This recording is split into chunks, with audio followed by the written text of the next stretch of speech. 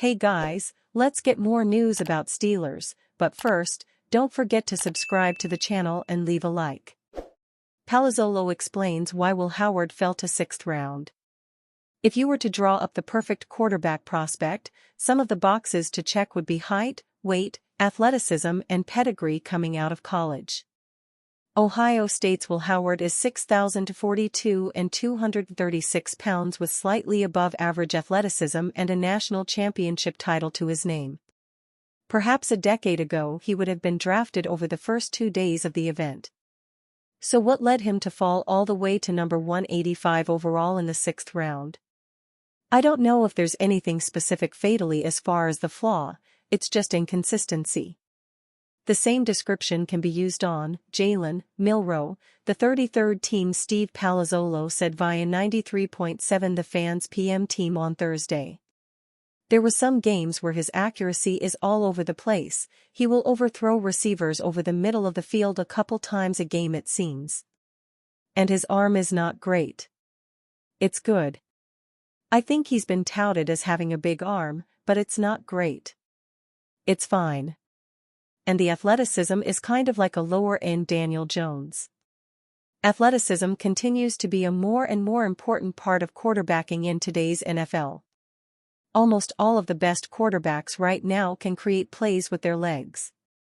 Josh Allen, Lamar Jackson, Jaden Daniels, Jalen Hurts, Jordan Love and even Patrick Mahomes are all great examples of this.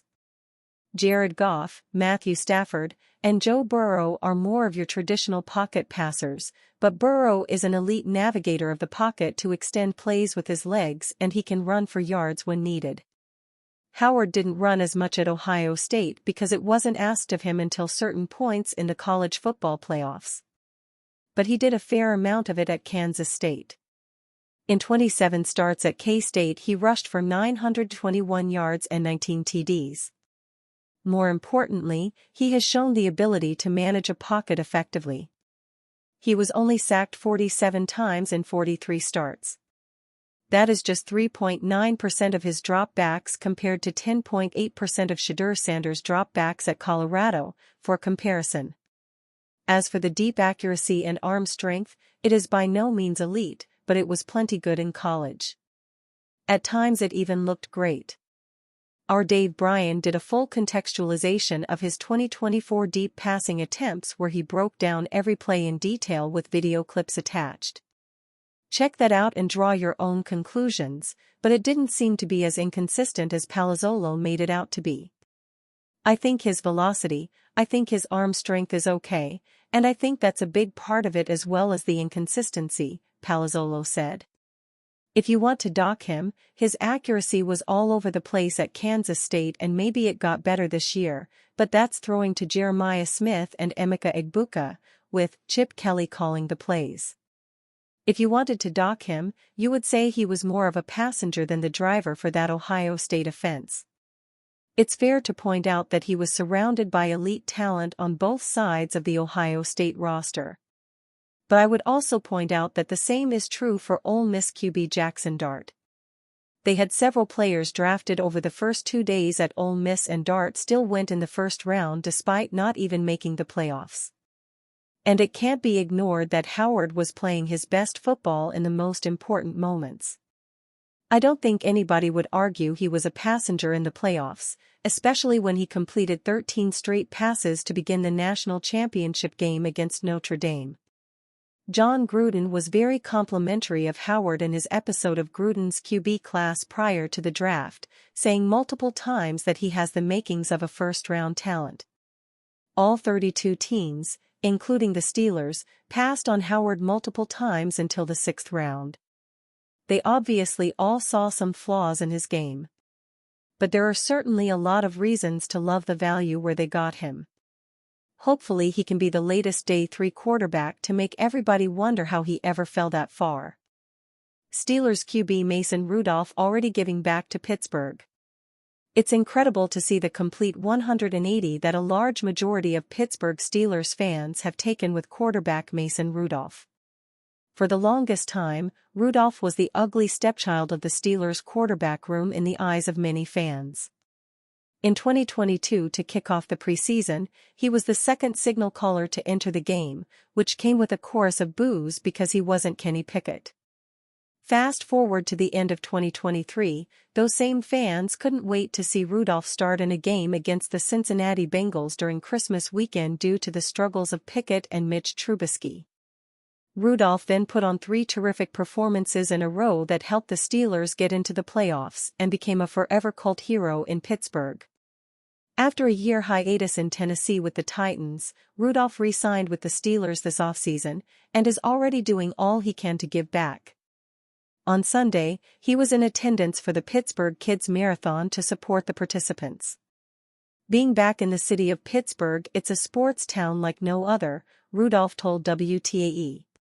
Anytime we get to repay that, it's always a fun opportunity. It's easy to root for a guy like Rudolph. Should he be the one under center at any point this coming season, he will have the unwavering support of a fan base that rejected him for a long time. The goal of the game is to guess the correct Steelers player with the help of up to 5 clues. We'll mix in both active and retired players. It won't be easy to figure it out in 1 or 2 guesses, but some of you might be able to nail it. After you correctly guess the player, you can click share results to share how you did down in the comments and on social media. We won't go into other details about the game as we'd like your feedback on it. How it plays, what you think of it, the difficulty level, and anything else you can think of that will help us improve this game. You can provide feedback in the comments of this article, or you can fill out this Google form. How Kirk Cousins' future comes down to Aaron Rodgers' decision. As the Cousins saga in Atlanta continues with little to no traction of a trade, the one team that is still in the running seems to be focused somewhere else. Rodgers had a hard season after a torn Achilles just like Cousins, but has a higher chance due to not being in a contract.